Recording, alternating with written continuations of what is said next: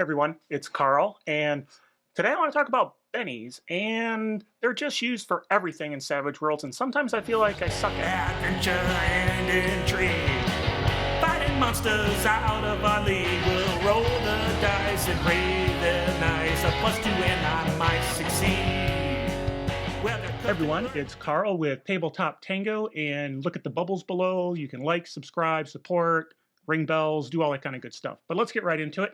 And everybody knows who plays Savage Worlds that bennies are one of the most important mechanics of the entire game.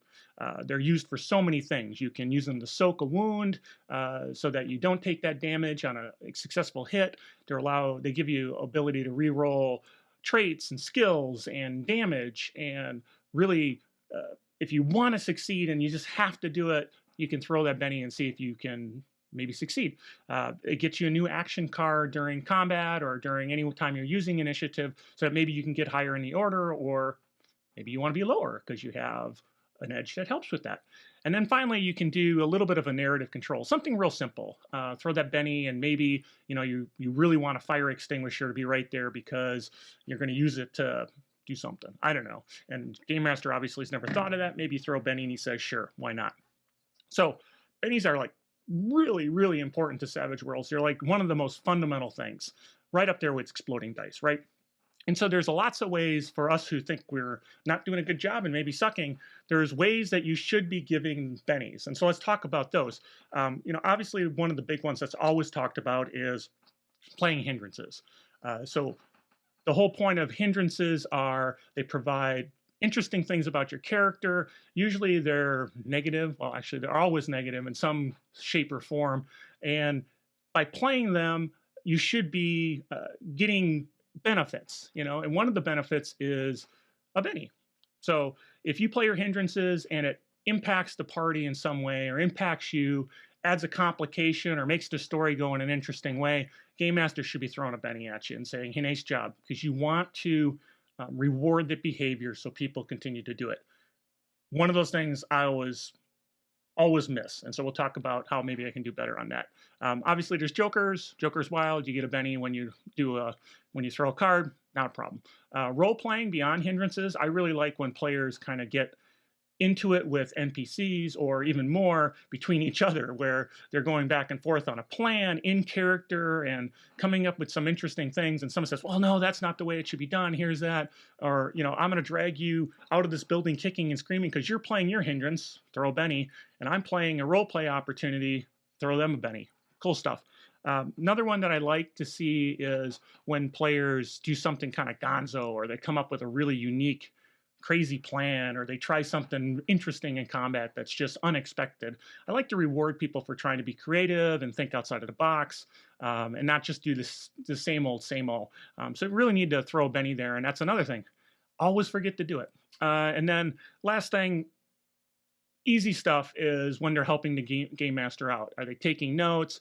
Are they doing the recap? Are they participating in interludes? Always can throw a little benny their way to say, hey, yeah, thank you for that help. So why do I suck? Well, I'm missing those hindrances. I'm maybe not taking advantage of the role play side of it and a bunch of other things like that. And so I tried to understand why that is. Why am I missing that? And so what I found is it's more in online, less in person. Because in person, I've got this physical benny I hold in my hand while I'm role playing with the folks at the table, and it's so easy when you see something cool, something that's got you laughing or whatever, to just kind of toss a benny and then you just pick up the other one.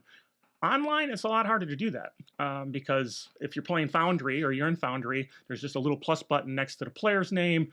If you're in Roll20, you got to drag that benny card over and drop it on. It's so easy to forget about that. You're also, let's be honest, players don't see what you're doing, so it's really easy for you to be taking notes. It's easy for you to be popping between screens or between maps and adjusting the map, or the party's is going down a hallway you didn't think about, so quick, get that map up, get some creatures on it, get ready for it, all while they're doing something else and maybe role-playing, interacting with the environment, and playing your hindrances, back and forth with each other, like, somebody's impulsive, and so they're opening that door really quick, and you just you blew past it and said, oh yeah, there's nothing in that room, I'll roll a notice check because I'm too busy thinking of something else.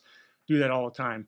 And that's a problem, right? So there's things now, in retrospect, as I think about things that I do online, and even in person, it's easy to get wrapped up in your notes, wrapped up into what's going to happen next, and reading descriptions that you miss those moments that make the game interesting. So, what am I going to do different? Whole point of this is I feel like I suck. I got to get better. So, from an online perspective, first thing I'm going to do is I'm actually going to hold a Benny. Can't throw it at the screen, players won't have it, but having that physical thing in my hand, like one of my favorite Bennies, uh, and just having it not type on the keyboard, but it keeps that hand, makes me think about it just like it would in live. And so that should help out in that regard. Um, I'm going to now really think about what's going on when we talk about hindrances. So my memory's not great, and the titles of hindrances don't always tell the whole story.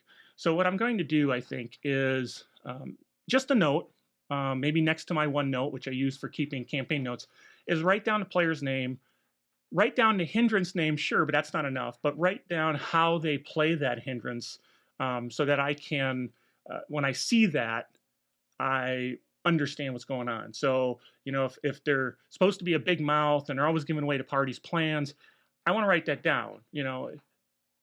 Says plans to NPC. Okay, something like that. I don't know what it'll all be, but that's something I'm going to try so that I can look down there and I can see what they would be doing from a behavior standpoint as opposed to the name of the behavior. They're curious. Great.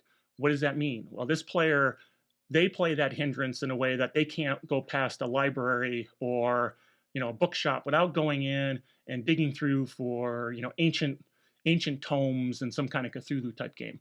All right, that's a behavior I can understand. Curious may not mean something else to that player, but I can write that down and then know that when that's happening, I can see it. It's in my mind. We'll see how that works. Next thing is hands off the maps, right? If the players are talking, I should be engaged with them. So if the players are having a role play moment, that is not my opportunity as a game master to go work on something else. And sometimes it's easy to take advantage of that time. It's like, oh, they're having a good time. I can go do something. And when it comes time, we'll come back to them. Nope. Stay engaged. Listen to what they're saying. How are they interacting? Is it making me enjoy the game? Am I laughing because they're doing, crazy antics? And that's pretty much my players are always doing that. Even in something that's serious or more serious, they're bringing up lighthearted moments with each other. They're doing things like pushing each other around, pushing their buttons.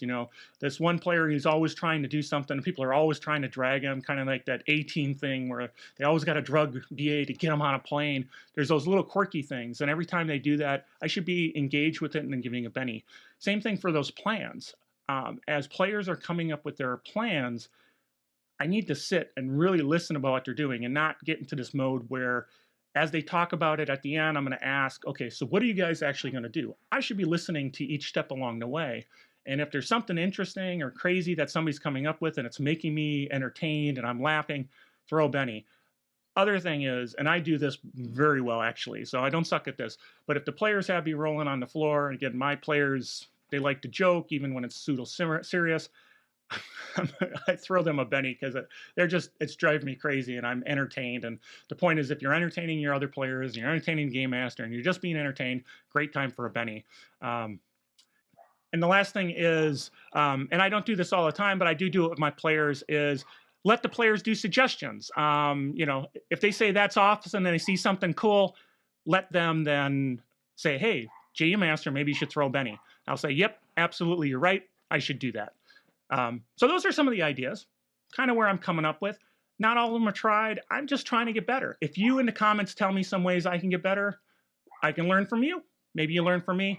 Again, Carl with Tabletop Tango. See all the bubbles, do all the things, and we'll catch you next time. Thanks much. Adventure and intrigue. Fighting monsters out of our league. We'll roll the dice and brave the nice. A +2 and I might succeed. Whether Cthulhu or